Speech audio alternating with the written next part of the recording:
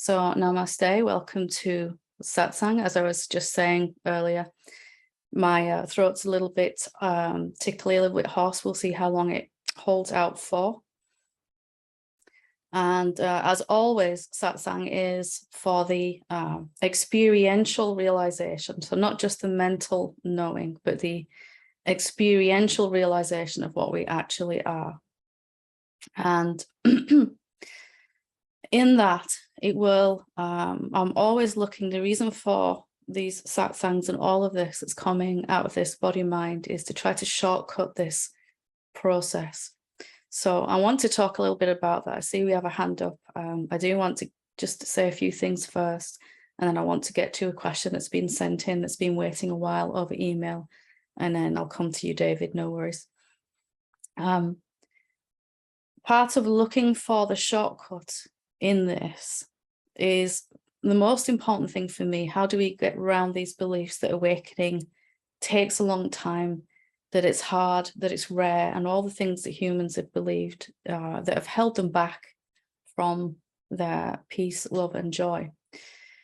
So I wanted to look at a particular way we have of thinking as human beings, and in my own journey, it really was overcoming these three ways of thinking that took the time.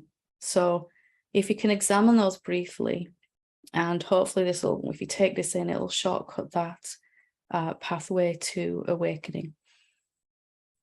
So first of all, when I came to this journey, I'd heard that there was something real about me that was invisible and intangible. And I would hear teachers say things like, it's all around you right now, it's everywhere you look, and all of that. And it was very frustrating because I couldn't seem to find it. You know, since that point later, I came to understand that I could access it through a sense of silence, a sense of stillness, consciousness, the awareness that is looking at everything. But the reason it took me so long was because this first thought that was very well believed, and it is in all of humanity, and that is that what we can see and experience with our senses, what we can hear, all of that, what we can touch, is more real than what we can't experience. And so forms are more real, and they have priority over something that is formless. And even my belief, my deep-seated belief, was that something that is invisible and intangible equaled dead. You know, so I was either here as a form or I didn't exist at all. And that the invisible and intangible wasn't real, that it didn't have any particular importance to it. And if we look at humanity in general, we can see that sort of idea prevalent. Even when we go looking for God, we look for a person, an entity, someone that lives, you know, up in the sky, some guy, some personified version of that. And the reason I'm pointing this out is because with this idea in play, it's very hard to keep bringing attention to that which is invisible and formless: silence, stillness, presence, beingness, consciousness. If our undercutting belief is that the formless silence is less valuable, less important than the things that we're seeing and the forms that we're experiencing and all of that. So the second point, when I began to see that, I began to move beyond that, to realize actually the formless might be, and here comes a second way of thinking that we get stuck on. The formless might be more important than the forms. So we go through this stage of neti. I'm not this body, I'm not these thoughts, I'm not these emotions, I'm not the things I see in my life. I'm formless, invisible, silence, and that's the most important thing. And all of this manifestation is kind of just something that's happening. It's nothing to do with me. And of course, that's a valuable place to hang out in our awakening for some time, but it isn't going to be It's not going to allow us to see the fullness of reality. So we flipped from believing forms are the most important here and that formless is irrelevant to the other way around. Formless is most important and form is almost irrelevant and doesn't matter, and temporary and transient and all of that. So the willingness to make that shift took me a long time in my thought process. And when I began to do this, it became easy to put attention on the silence, to sit in meditation, because I was valuing that more than the thoughts that were going on in my during my meditation and all of that. And then that felt good for a while, and I got very good at meditation, and still my life was kind of screwed up though in the rest of it. And this led to this third and final kind of way of seeing, which again took a big readjustment. But what took the time in that was really this idea that there's this resistance to seeing it. So the third idea is that form and formless are the same thing, the same one being, that the invisible consciousness, presence, silence is so powerful that it can show up either as nothing at all or as everything, but they are not inherently two, they are one. Even to say they assumes plural, but what can you do in language? That there's only one thing and it can show up as form or formlessness.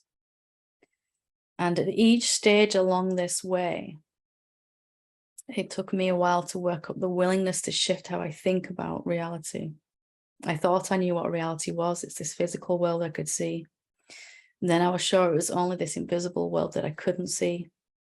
And then eventually I had to admit it's both. And at both, the idea of both falls away. Their duality ends there. It still seems to be, but...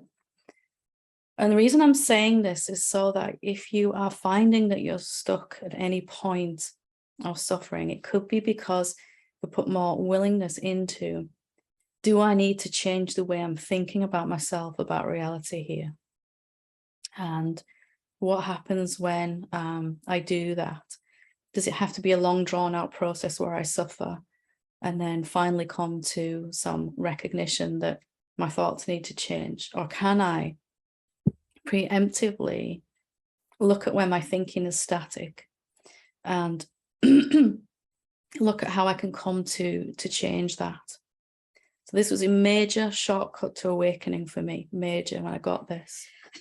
It's not really the things that I'm thinking about. It's my willingness to change those ideas. And in awakening, the next stage of our awakening deepening quite often includes a total 180-degree shift in how we're thinking, especially for those first two stages, for want of a better word. There aren't really any stages, but, and as human beings, we're conditioned, programmed to find out the right thing to believe in, to think, the right way to think, and hold on to that with everything that we've got. And that's going to trip us up in our awakening. So can you re-examine where you're holding on to something that seemed very true at one point and now needs to be challenged and even let go of? And in fact, the exact opposite may be true than what we believed. So hopefully that is helpful, this shortcut. I'm just going to read this one question that's been sent in, and then we'll go to live questions here. This one's been waiting a while, so I apologize. It says, "Dear Helen, I love writing about all of my desires, even what the mind labels as personal desires.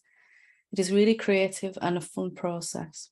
How can I still do that without feeding the illusion of a separate being? And secondly, I'd like to know if focusing on the feelings of those desires is the best way to allow them into my experience. Much love and gratitude." So there are no personal desires. There are desires that may feel more selfish than others. So I'd like a new car is going to feel more selfish than I'd like to facilitate world peace. But really, it's the same. It's the same thing. We're doing it because we're going to feel better. And if there is no separate entity, no separate self anyway, then there can be no selfish, small self desires. Every desire is selfish with a capital S, the real self. It is the real self wanting manifestation to expand. How to do that without the illusion of a separate being, without sustaining that? Well, have that desire, feel that desire, but don't feel that you have to make it happen yourself. The fact that you have this desire means that it is already in the process of manifestation, that it's not something you have to do as a separate being. Our mind says, I want this thing, so I've got to make it happen. The self, capital S, says, consciousness, I want this thing, and so it's already unfolding. My role is to feel the desire and to look at any beliefs that might get in the way of that manifestation process. So if I don't feel worthy enough, if I don't feel safe, that's going to inhibit and diminish what can show up in my experience. And so it's a flip. What we're doing, feeling desire, but what we're doing with that. I don't have to make it. Here's another 180. Anything I do to try to make this desire manifest is going to actually slow it down as the self. Just to recognize, because I want it, it's already coming. And what can I do to feel as good as I can about that and release resistance to it? And that leads nicely into the last bit, is focusing on the feelings of those desires. Going to make them the easiest way to allow them in, absolutely. In fact, there was a point where I stopped asking for any particular things, and my desires were all focused on how I wanted to feel. I looked at how I wanted to feel, because then reality can give me every way. So if I want to feel fulfilled or peaceful, and I'm trying to say, if I get a new job, I'm going to feel more fulfilled. That's probably true. But there's probably 100 other ways that life is trying to give us opportunities that reflect our fulfillment experiences. And if we focus on how we want to feel, then life can give us all the ways instead of just this one. We're also much more up and less resistant to that happening. So I literally wrote down a list of what I wanted to feel. I wanted to feel excited, passionate, confident, peaceful. I wanted a sense of purpose. I wanted to feel like I was contributing. It went on like that, this list, and I just focused on that. And that seemed much more attainable too, much more believable. And little by little, my worlds began to reflect that back to me. So lovely. I hope that helps. Very good question. Okay, so we'll go to David, whenever you're ready. Hi, Helen. Can you hear me? Hi. How are you doing? Thank you for taking my question. Yeah, I'm feeling good, and so much progress, if you can call it that, since a couple of weeks when we spoke. The head pain that you had me do some contemplation with is now almost entirely gone. Perfect. The question or intention I have today relates to the practice of being aware of awareness, in that right now I'm doing a very disciplined meditation of around, I'd say, at least 8 hours a day. And I'm finding it extremely difficult to really stabilize that practice. I'm trying all sorts of different things, and sometimes it's there a little bit, sometimes I don't feel it. Any recommendations? I would do less meditation, and I would try to make it fun.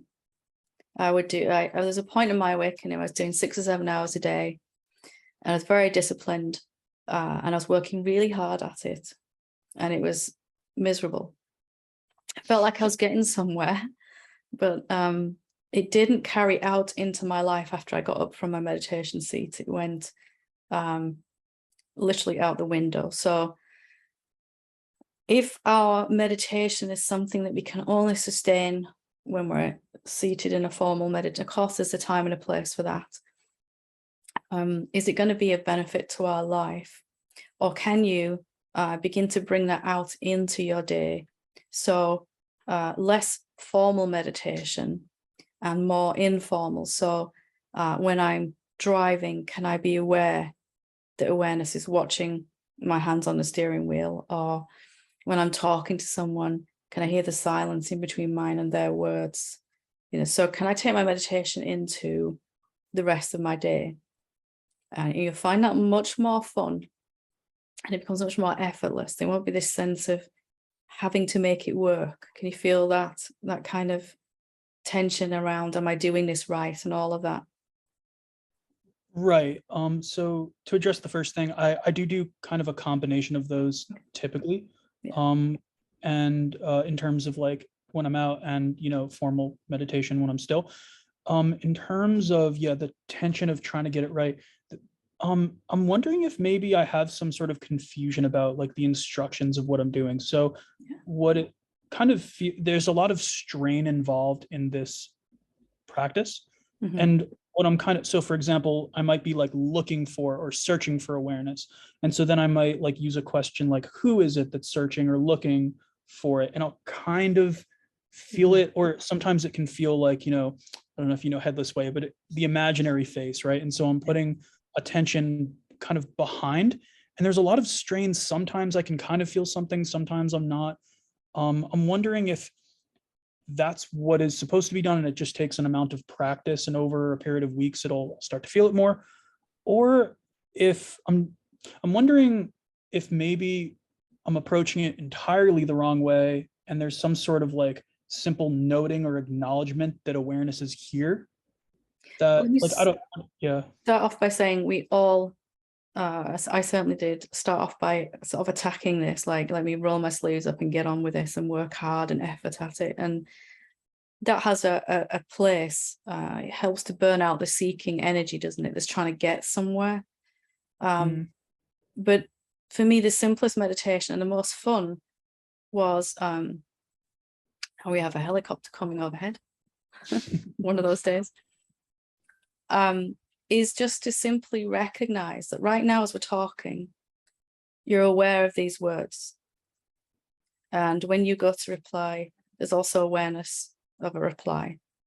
There's awareness of the helicopter. There's awareness of the room you're sitting in. It's just there, isn't it? Just noticing it. Or if you prefer the silence, you could say, when I stop talking, there's the silence. So it's a very gentle noticing, just a noticing, and not fighting. When attention goes back to, like, attention might have shifted back to my words right now and away from awareness, or to some thought about what you're going to say next, or something going on in your environment. Not fighting with that. It's just enough to notice awareness. So you're sitting in meditation and you could start with, am I aware right now? Well, yeah, I am. There's awareness here, isn't there? And that's enough. And then noticing at some point, attention will wander off to some phenomenon, some thought or a sensation in the body. And as soon as you notice that, and you can, as soon as you recognize, just gently bringing it back, either with the question, am I aware right now? Or just noticing. Eventually you won't even need the question. There's just awareness present. I was aware that my attention had drifted off to thoughts. Still there. So there's more of a gentle effortlessness about the meditation, where I'm not trying to fight to keep my attention on awareness all the time. I'm just bringing it back every now and again. And it just gets, can you feel the difference in your body when you do it like that? It's more relaxation and more effortlessness and ease with that. I'm honestly still not really sure I understand what I'm supposed to be doing. So it feels like there's Let's do it right now. So right now, are you aware? Kinda. I'm not really, maybe not. It's hard to tell. So something knows that these words, something knows that your ears are hearing these words. Something knows that your eyes are seeing this image on the screen. So right there is awareness. We'll call it awareness. We could call it consciousness, anything. It doesn't matter, does it? So just by doing that, you've noticed, you've been aware of awareness. Just for a brief moment, there was awareness of awareness. Normally, it's looking at thoughts or phenomena, isn't it? Just for a moment, it recognizes itself. Just for a very brief moment. Is there a feeling that I have to, because sometimes it feels like I'm searching for this feeling and trying to like latch on tenaciously to that feeling. Is that what I'm supposed to be doing, or is it? Just noticing awareness doesn't have a feeling, does it? When I asked you, something notices the thoughts and the words and the phenomena. It doesn't have a feeling associated with it, does it? It's not a feeling. I would say it's a feeling, or because there's this like, if I do it, sometimes there's this like expansiveness that happens and spaciousness. So And when you say not a that feeling, spaciousness isn't a feeling, but it does have an effect on the body. It has a particular effect on the body. When awareness recognizes itself, the body begins to feel peaceful, quiet, all of that. So there is a feeling that comes along with it. But we're going to stay before, we're just going to let that happen. It's nice, it's fine, it'll deepen to be quite blissful over time. But awareness, recognizing awareness, initially, it doesn't have any sensation at all. Oh, there's just awareness here. Something is listening through my ears to these words. Something is watching through my eyes. And I've always just called that me. Here we're calling it awareness. It doesn't really matter. So we're just noticing that that is present. And this is why we quite often struggle with meditation like this at first, because it's just so very simple.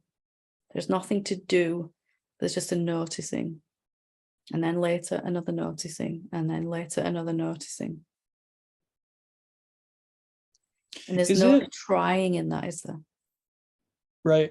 So I'm wondering if this is a good metaphor for it, and maybe I've been mixing it up this way. So if we think about like the breathing, we're often told like anapanasati, or like breath awareness meditation. So that might be feeling the sensations coming in and out of the nostrils. It might be just watching the breath, for example. Yeah. Those two practices though are different than simply acknowledging, for example, like, oh, like I forgot, like my body's always breathing and I just remembered, or like acknowledge that, like, oh, I'm breathing right now. Is it kind of the same thing in that I don't have to really feel awareness or like watch it, but I can kind of just remember and notice it, like, oh, I forgot I was aware, but yeah, I am. Yeah. Oh, like awareness is still here. Awareness is still here. Awareness is still here. Awareness is still here. Somehow we've got this myth that I have to keep my attention on it all the time. And that's literally impossible, because the next moment a pain happens in your body, or an emotion comes up, some strong anger or something, attention's going to go right to that, isn't it? And it's okay. There's no hard work involved around this. So let's just check in again. Awareness is here right now, isn't it? So awareness is not so when you say awareness, just one more time, is not, sorry, maybe some belief. It's okay.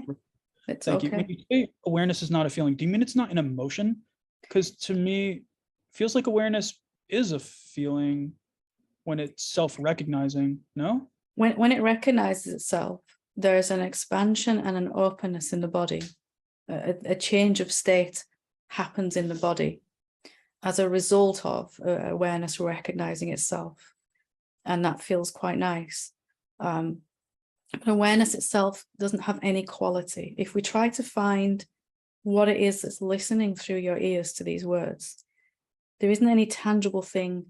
It's not a thought, it's not a feeling, it's not an emotion, it's not a sensation, and yet it's aware of all of those quite effortlessly. Like, you don't have to work hard to hear what I'm saying. Something is just listening all the time, isn't it, and watching. But it isn't something you can get your hands on, it's not something you can describe, awareness. It just is, and it doesn't have any quality particularly. When awareness watches phenomena like thoughts, the body feels tense, tight, constricted. It will experience negative emotions, all of that. When awareness watches itself, even for a brief moment, the body begins to feel light and more energized and more relaxed, more content, all of that. So you can tell there is a feeling, a state that comes along with it. But inherently, first of all, there is no feeling. Awareness isn't a feeling. All feelings are happening inside awareness. You see the difference there? I think so. Do you think it's the reason this is difficult for me is because I have so many like beliefs about it that it's the hardest thing for any human being to do is to stick with something so simple consistently long enough. And that's where we all struggle with this kind of, we can be aware of the breath, we can be aware of the movement of the lungs and all of that. We can get really good at that. But then to bring awareness to look at something that has no shape or form itself, to bring awareness to look at itself, is too simple for most of us. And even when we're ready for it, initially we struggle at first. We want to do something or work hard or something like that.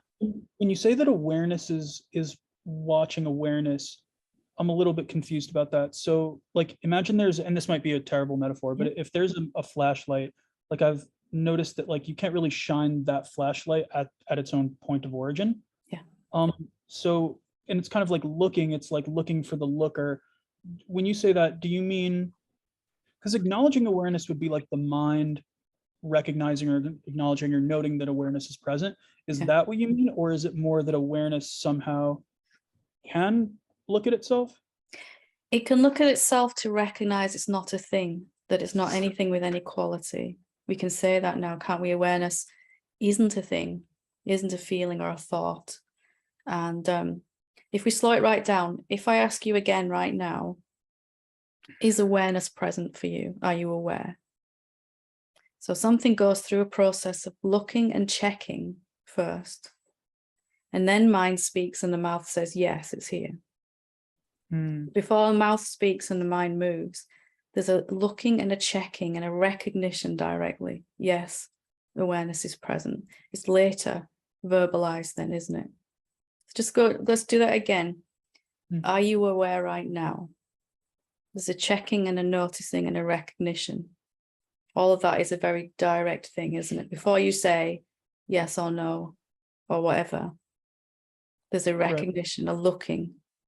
And we find that awareness is not a thing. That's awareness recognizing itself. It's very good at recognizing things. It spent millennia looking at thoughts and sensations and all of that. So when it finally comes, kind of turns around to look at itself, it can't see itself as a thing.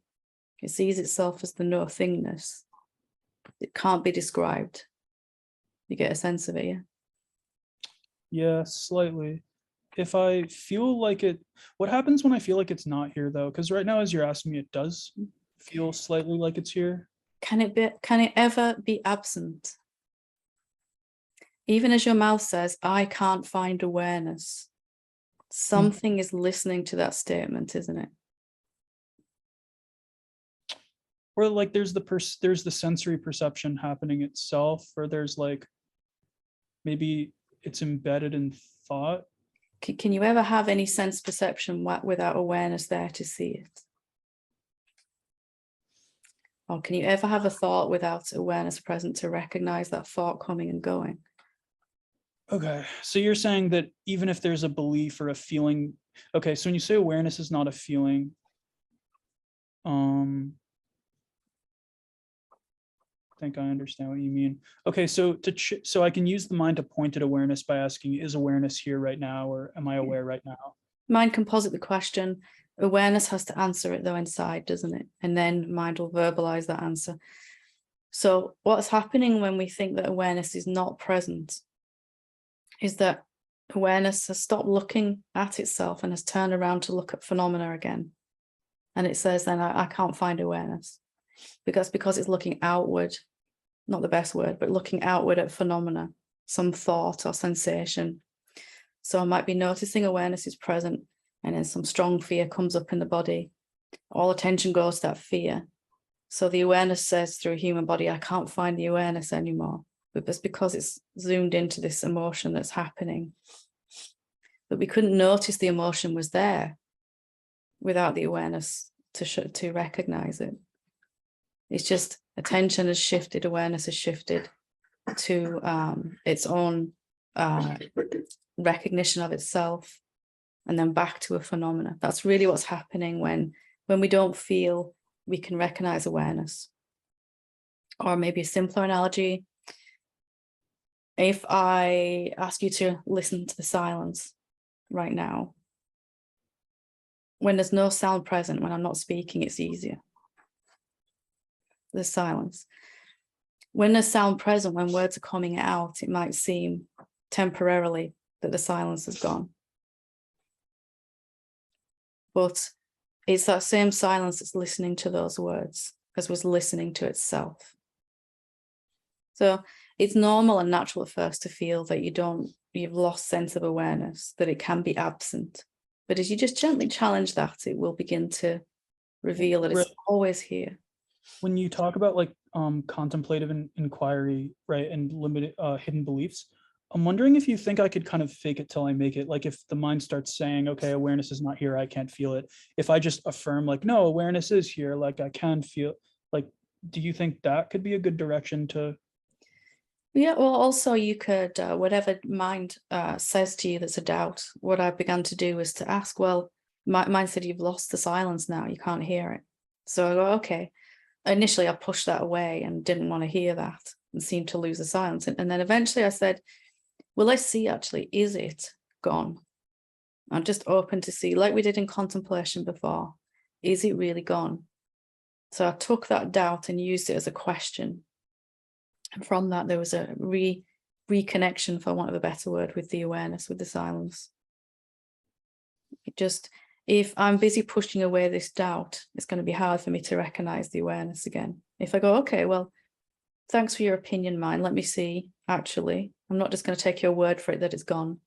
I'm going to actually be open to find out experientially. And then you're using that doubt, and once you've used it to prove to yourself that it's not really gone, awareness, that doubt never needs to come back again.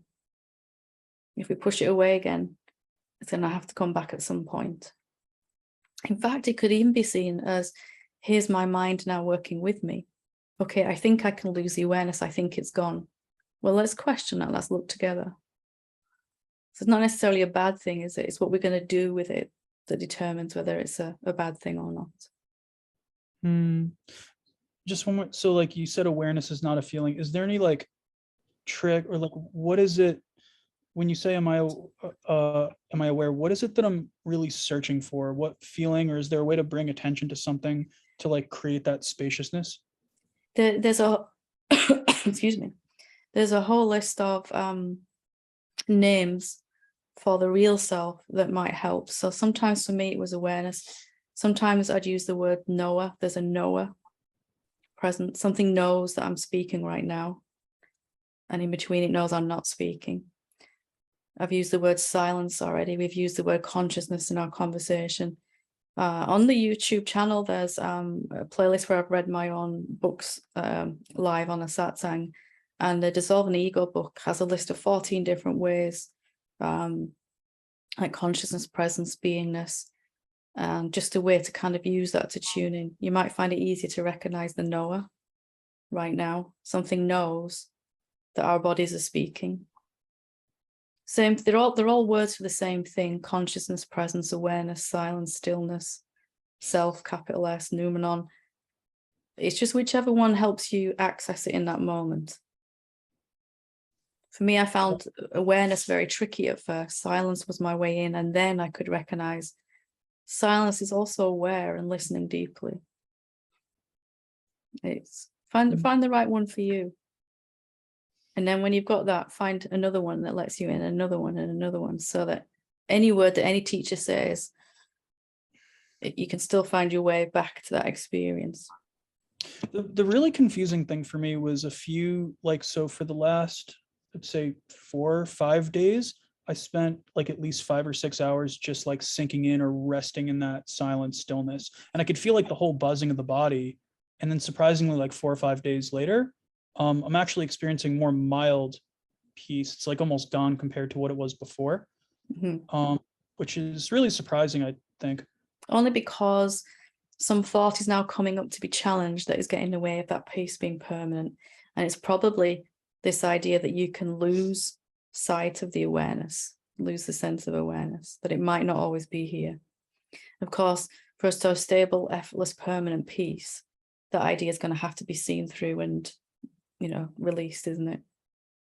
So for me, the peace diminished a little bit as the next idea came up. Never went completely, but the next idea came up to challenge. Yeah. Okay. Wow. Keep trying. Thank you. You're doing amazing. just give yourself a pat on the back and relax a little bit. You're right on track. Yeah. Good. Okay. Good to talk to you. Thanks. Okay, we'll go to Patrick. Hello, Helen. Hi, how you doing? Good. I'm kind of struggling with this, and maybe it's a story I've created in my own mind. I'm in a family of 3 children, and my sister passed, and my brother had fairly severe dyslexia. He's about 10 years younger than me. And, he's also a lot bigger than everybody in my family. And so when he had dyslexia, he struggled some with drugs in high school. And he started, my dad was having an affair, and kind of the family was going crazy. And my brother, started physically pushing my parents around. And when they tried to discipline him, he wouldn't go to special training for schools.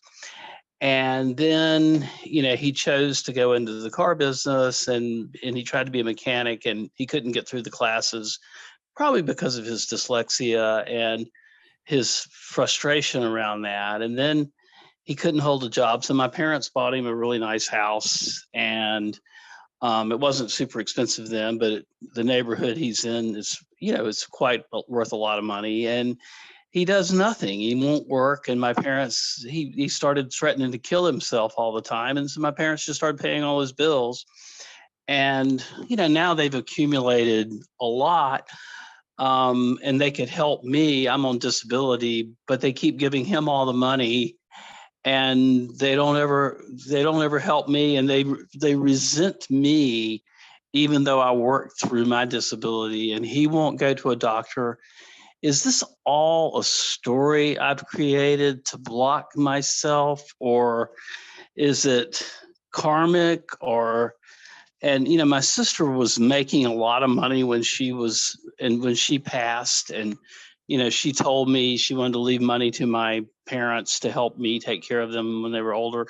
She didn't get her will done because her ex-husband wanted to make sure, or her husband wanted to make sure she didn't give any money to anybody other than him. Is there something karmically that I'm creating with my story, or around money, or is it something, it's really extremely hard. My brother won't go. He's stuck in 85, where they didn't know how to handle his dyslexia. And now my friends that are dyslexic use it as advantage. They understand they have a bigger brain, and they use it as a superpower. Yeah. What am I doing to create this story? So I think, first of all, let's separate the financial challenge from the family issues. So there's obviously some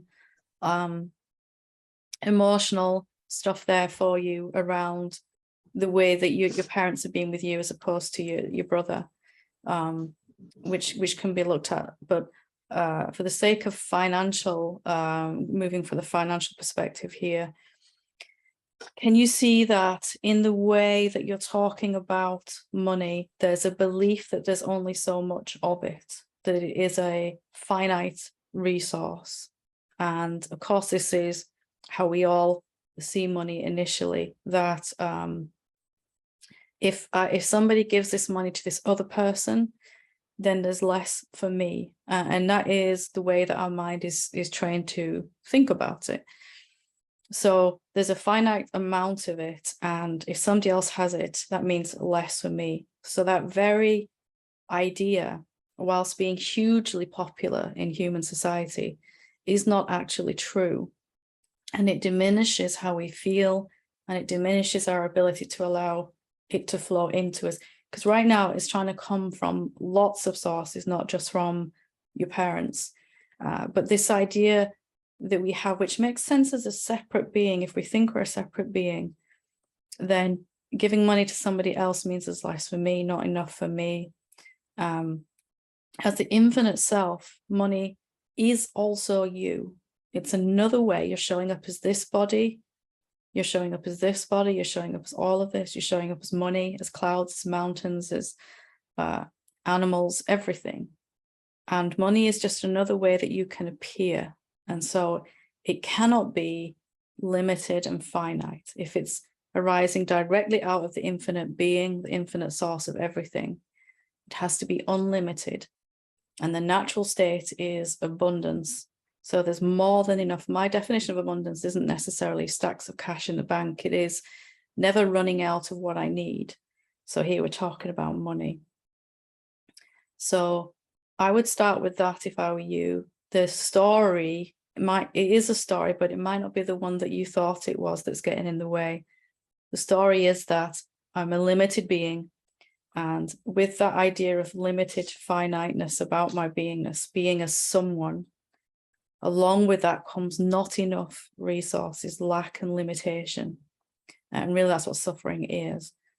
So as I come to realize I'm actually unlimited and infinite, as I'm seeing clearer what I am, there's certain realizations that come with that too, that actually my resources, so my time, my energy, my well-being, my finances, my relationships are also unlimited too, because they're all also aspects of this unlimited being that I am. So that's what I suggest working on, challenging this idea that there's a finite supply of anything actually, let alone the cost of talking about money here. So I give you a direction to go forward in.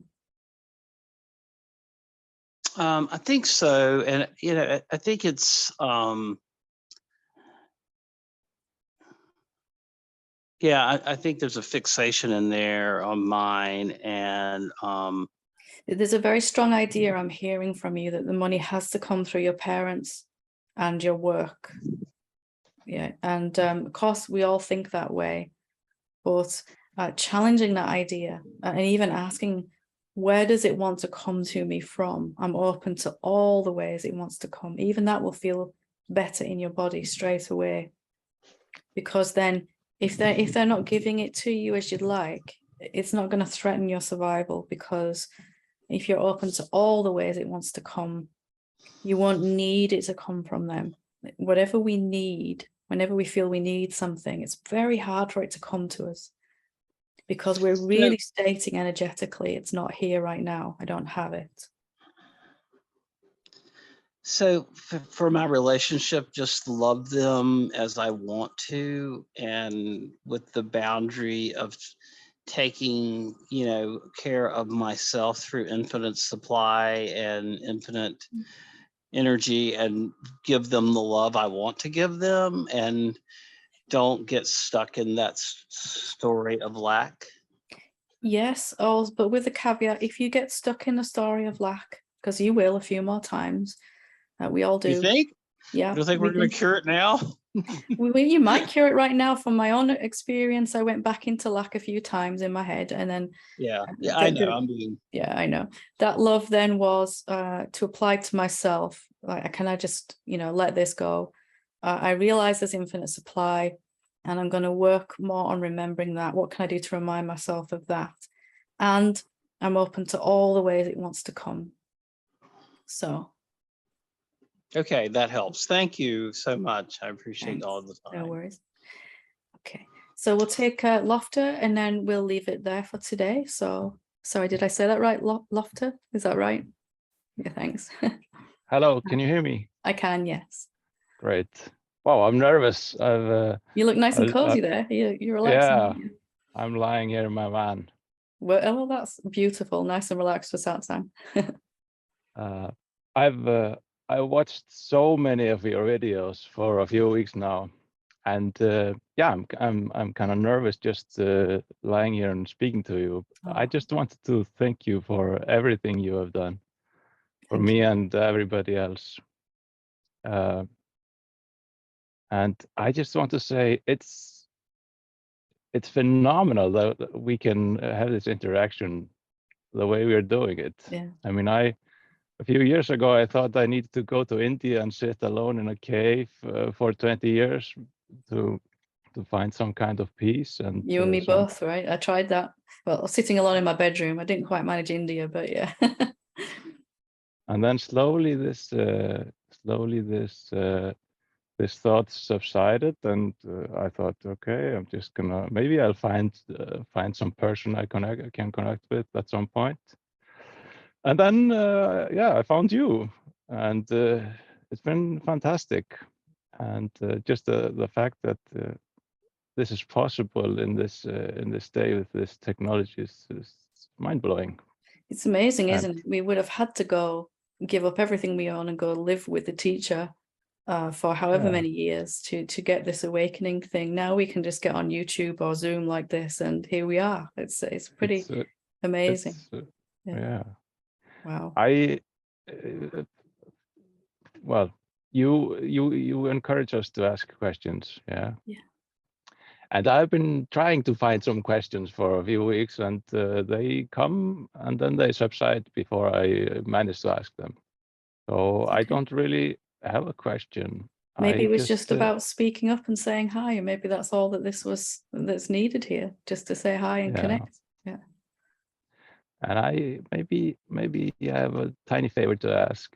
Can you just give me some encouragement to continue? Yeah. That's the that's the only thing I ask for at this moment, at least. Wonderful.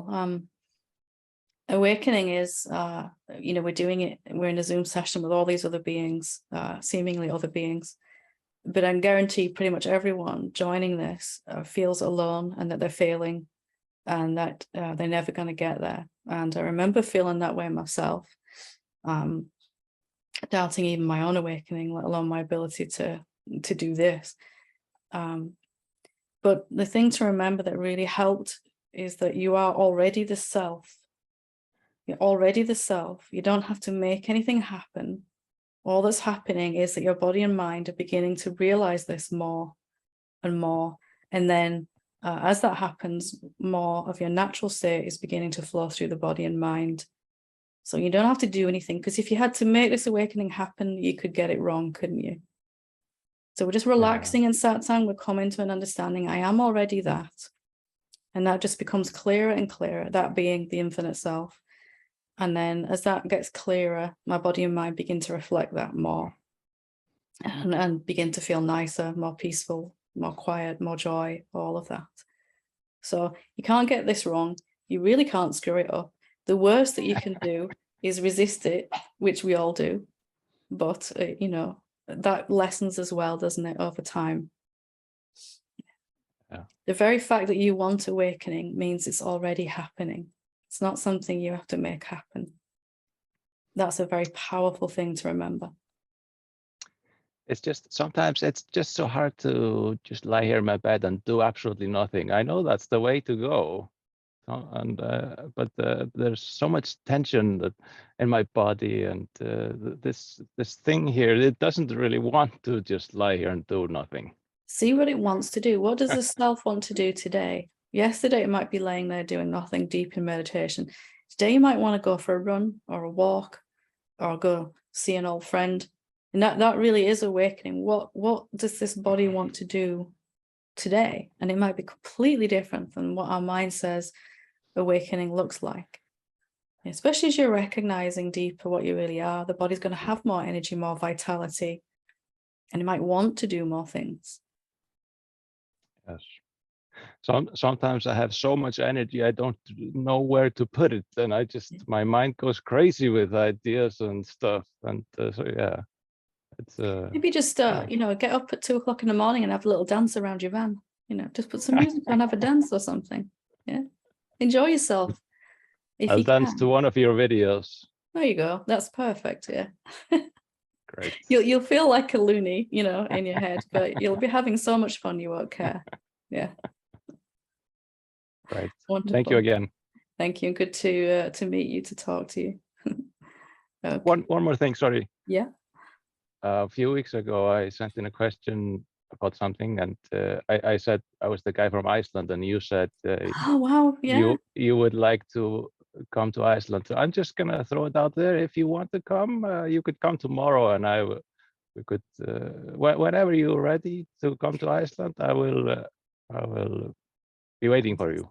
If you have any, and this goes for everyone, Satsang, if you have any venues and things like that that are good for us to come to, feel free to send them into evolutionofspirit@gmail.com email address, because we're always looking for venues to travel to. It's easier if people can send us venues. So your van might be a little small for us all to get in, you know, so maybe somewhere a little bigger.